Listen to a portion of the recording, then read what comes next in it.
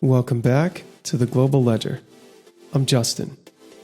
There's a question that quietly sits beneath almost every debate about modern monetary policy.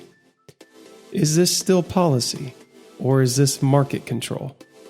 People ask it during stress and crisis. They ask it during asset rallies.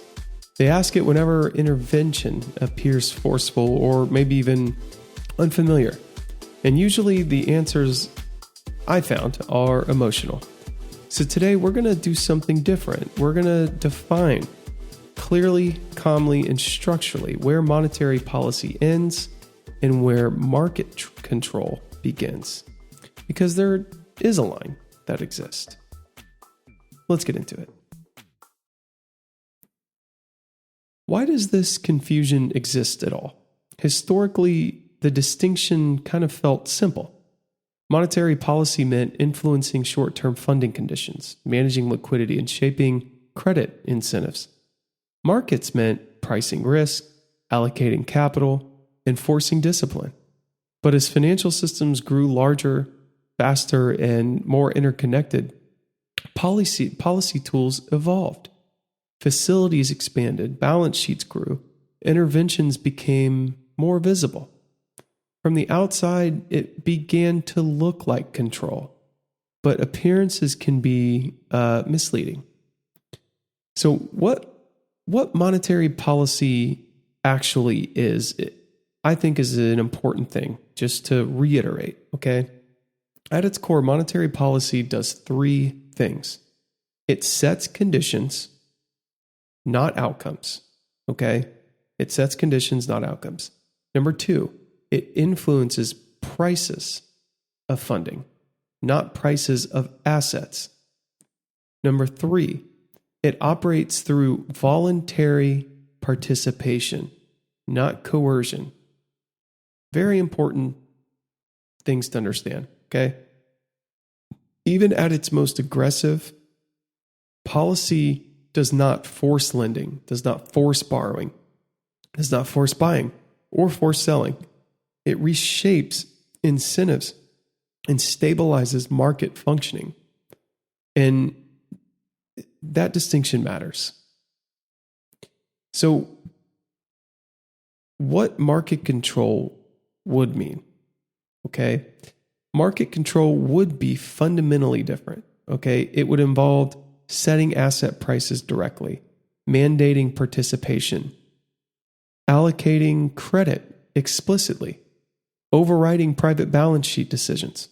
In other words, markets would stop behaving like markets. Okay, so if market control was a real thing, this is what it would involve. Okay, risk would no longer be priced, signals would no longer emerge organically, and discipline would disappear. And that is not what modern monetary policy does, even under extreme conditions. But why does it feel like control? Why does interventions feel like control? Because interventions occur during stress. And as for example, when liquidity evaporates or price gaps violently, confidence breaks. These are examples. Stabilizing the system can look like dominating it, but restoring functioning is not the same as controlling direction, okay? Restoring the function is not the same as controlling the direction. Policy steps in to keep markets trading, preserve settlement, and prevent forced liquidation spirals. It does not decide where prices should settle, okay? It ensures markets can discover prices at all. So here's the line that most people miss. And it's the true dividing line. Monetary policy operates at the infrastructure level. As an example, what is that? Funding markets, settlement systems, liquidity access, balance sheet continuity.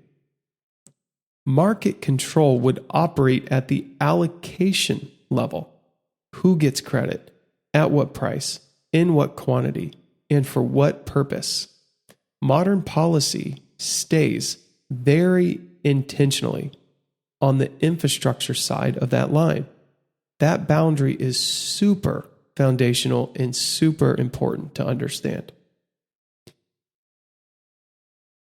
The line has to be defended, okay? Because if policy crossed into market control, risk signals would vanish, leverage would build silently, instability would increase, not decrease, okay? Markets only function when participants believe prices still matter, believe losses are possible, and believe discipline still exists.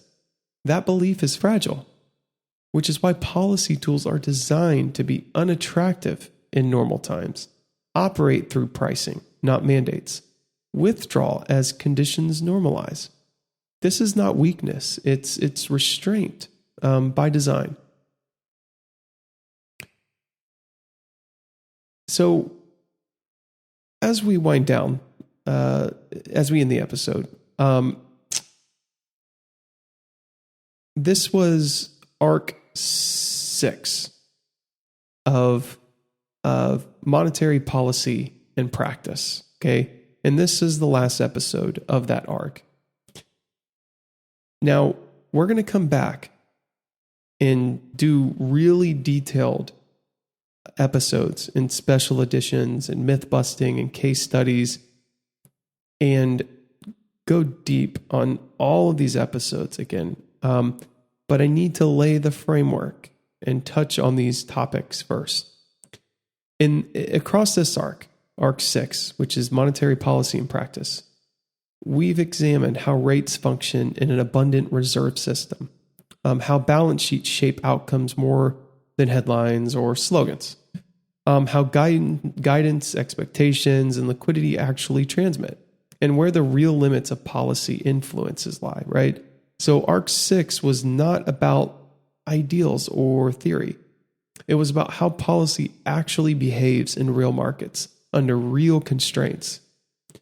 Episode 60 matters because it defines that boundary, okay? And it's important before we move on and before we continue this series to try to understand and lead with this way of thinking that there is a line here, okay? It shows where policy influence ends and where markets must still do the work. The boundary is what allows the system to function. Okay, so we're going to be transitioning into ARC VII. Okay, this is the global dollar system applied. With that boundary clearly defined with policy and everything else, we're ready to widen the lens a little bit. Okay, so beginning next episode, we enter ARC VII, the global dollar system applied. Okay, so far, we focused largely on domestic policy mechanics, institutional tools, internal transmissional channels, okay? ARC VII is about application. It's about how the dollar system actually operates across borders, institutions, balance sheets, and across crisis, okay? We'll follow dollar liquidity beyond our domestic markets and into global systems where outcomes are often decided, sometimes far from where policy originates. So ARC VI was about understanding the tools. Okay, ARC VII is about seeing what those tools do in the real world. Okay, so I want to thank you for listening to episode 60 of the Global Ledger. That concludes ARC VI. And monetary policy does not control markets. Okay, it protects the space in which markets operate. It draws a floor under disorder, not a ceiling over prices. Understanding that boundary explains why interventions can expand without eliminating risk, why markets still cycle, and why policy influence has limits. And with that clarity, we're ready to move forward, okay?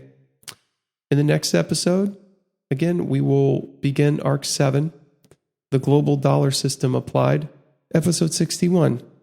The first episode of ARC VII, we're going to talk about reserve currencies and what it takes to be one. Once again, I'm Justin, and thanks for being here.